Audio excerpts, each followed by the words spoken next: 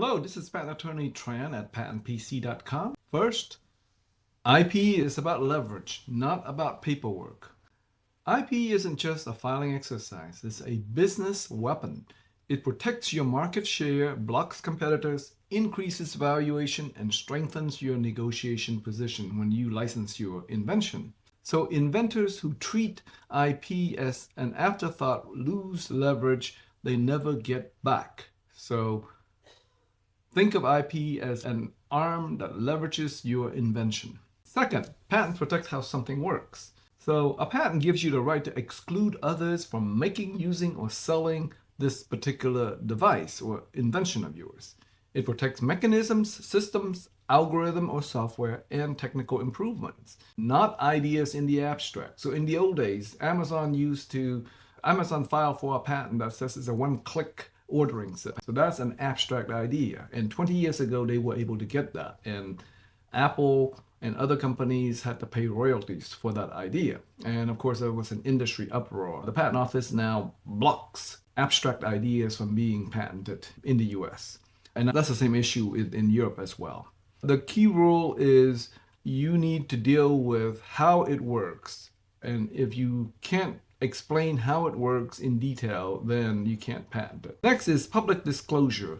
The minute that you put your invention into paper and you put it on the internet, for example, or you sell it, that is a public disclosure and that can kill your rights. In the US, we have a 1 year where people can recover from that mistake. But in Europe and in China and overseas, that can be fatal. So before you disclose your idea or you offer it for sale, make sure you patent it.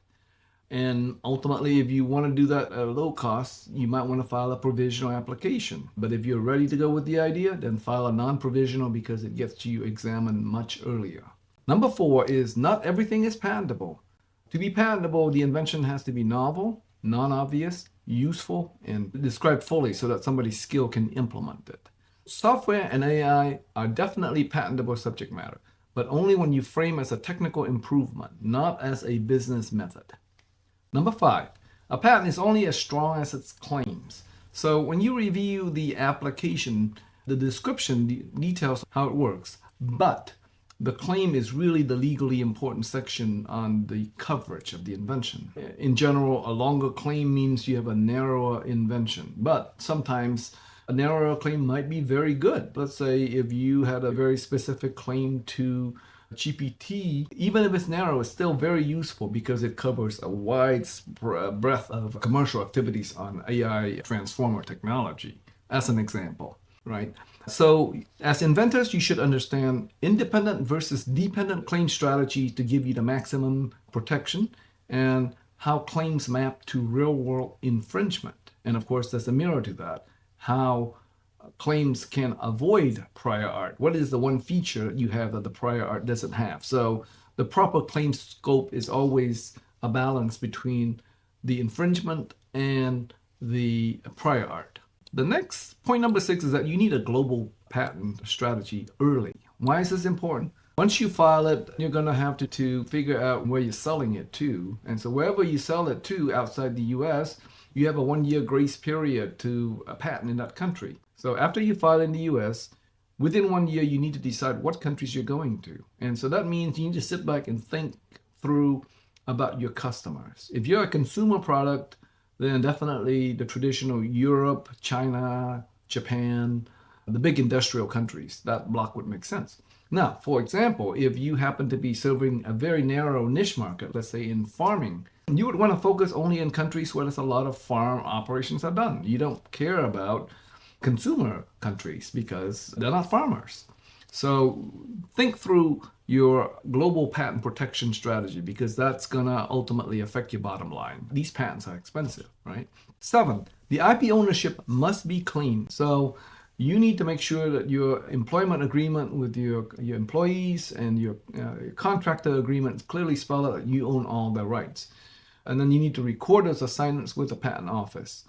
In cases where you have joint development, let's say very common with universities, you need to make sure the rights are parsed out so that it's very clear at the beginning who owns what.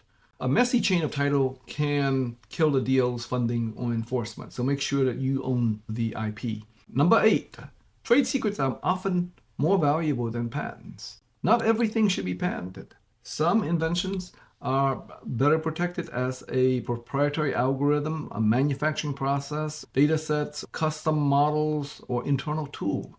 If, let's say, your company specializes in training data, the end users will never need to see how it's done. So therefore, the training is typically kept as a trade secret. So that's an example of areas that you should consider trade secret. Now, if somehow they can look at the product and reverse engineer the trade secret, then you want to patent them as soon as possible. So an example is the Coke formula. Millions of people drink that every day, but no one can figure out the Coke formula from just drinking it. So the trade secrets can last in perpetuity. And so that's a huge advantage over patents where it lasts only 20 years and you've got to tell everybody how it's done. So consider trade secret as part of your arsenal. Number 9, IP requires maintenance. Patents requires periodic maintenance fees, and on top of that, you have to monitor for people who infringe, and then you have to pay to enforce. You have to constantly be looking for infringers. And then, of course, because of these costs can mount up, you need to prune your portfolio, and you need to have a strategy on how you decide what to keep. And then for those that you don't want to keep, you need to figure out whether or not you're going to sell it or you're going to just abandon it.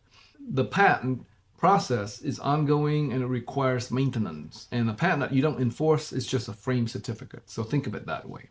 Number 10, IP must align with the business strategy. That's very clear from this. The best portfolio protects the core revenue, blocks the competitors, support licensing activities, and strengthen your valuation. And it creates a negotiation leverage when you need to go into partnership discussions or when you need to sell the patent or license the patent. So inventors should always ask, how does this IP help my business? Those are the top 10 things that inventors should know. If you have more questions, feel free to visit patentpc.com and I'll be happy to discuss with you. Have a great day.